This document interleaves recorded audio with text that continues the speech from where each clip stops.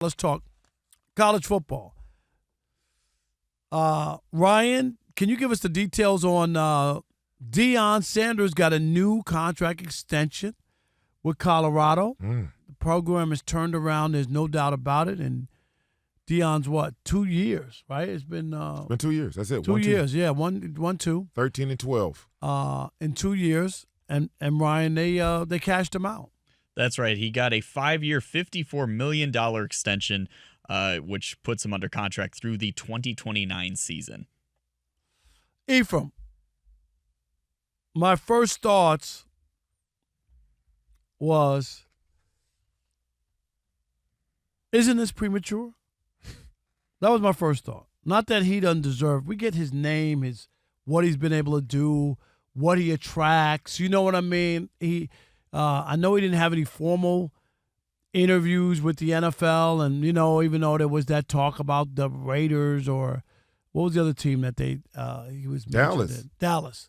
Yeah, him and Jerry Jones. I never saw that. Did you? No. I never really saw that. No. Jerry Jones going to give more attention to somebody else? And give up control? Right. It's just not going to happen. But I get where Deion has done and where he's taken Colorado from where it was. Mm-hmm. But last year, my thought was, and a lot of people thought, they had a chance. They had a chance to go to the college football playoff. And who'd they lose to? Kansas State? It was Kansas. Kansas. Yep. And they didn't get there. And I'm not saying that's the reason to hold it back or whatever, but the reward should have been had they done that, that would have been a miraculous job, for real, in 2 years where that program was. And maybe they looked at it and said, well, A, got us on the cusp of it, right? Yes. B, look at the notoriety and the energy all around, even though the big stars aren't coming like they came in year one. You remember that? Mm-hmm. Where were you on this? Mine was just premature. Right. For me, I'm on the other side of that.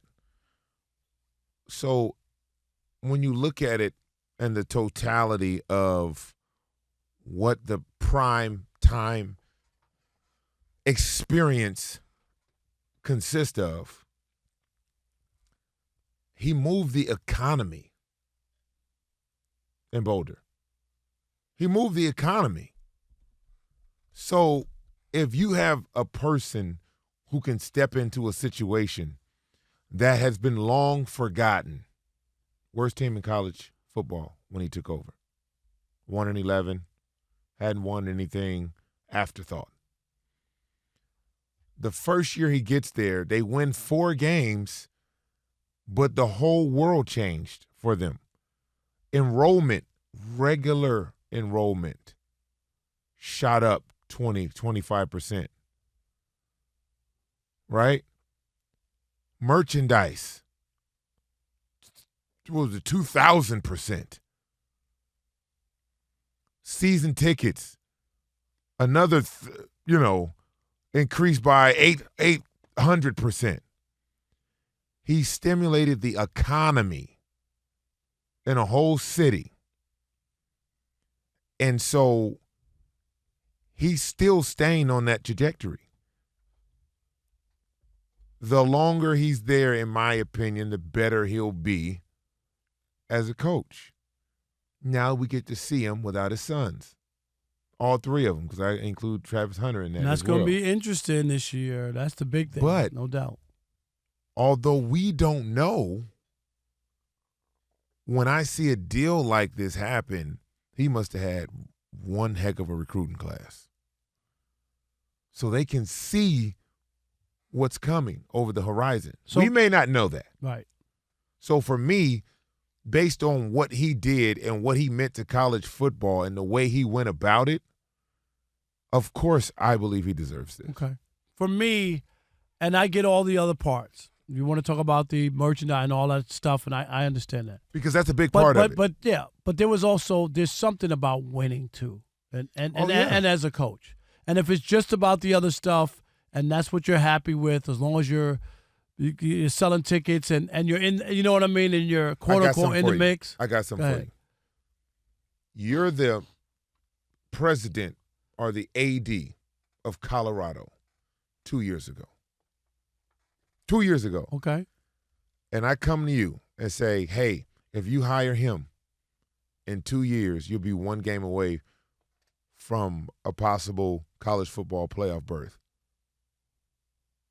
But you got to sign him to a 10-year, $54 million. I mean, a 5-year, $54 million deal. What do you do? What do you do?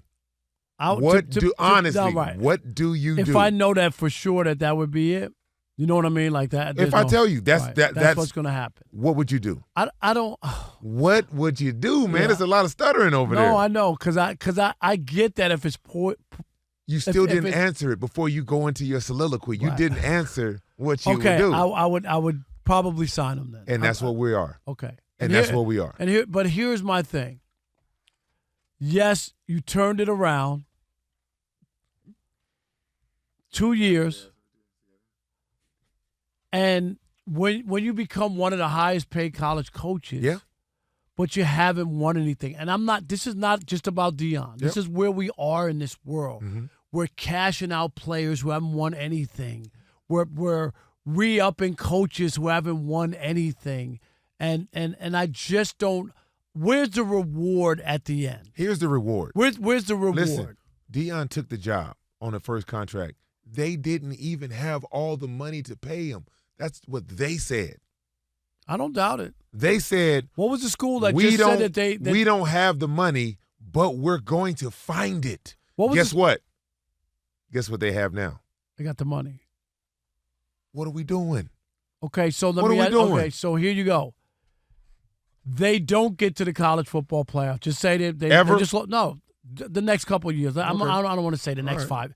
Next couple of years, he's just got 3 star players. His kids are all off the team, and let's just say that they take a step back next year and they don't make it to the college football playoffs over the next year or two. You're still good with it because you rewarded him before he really.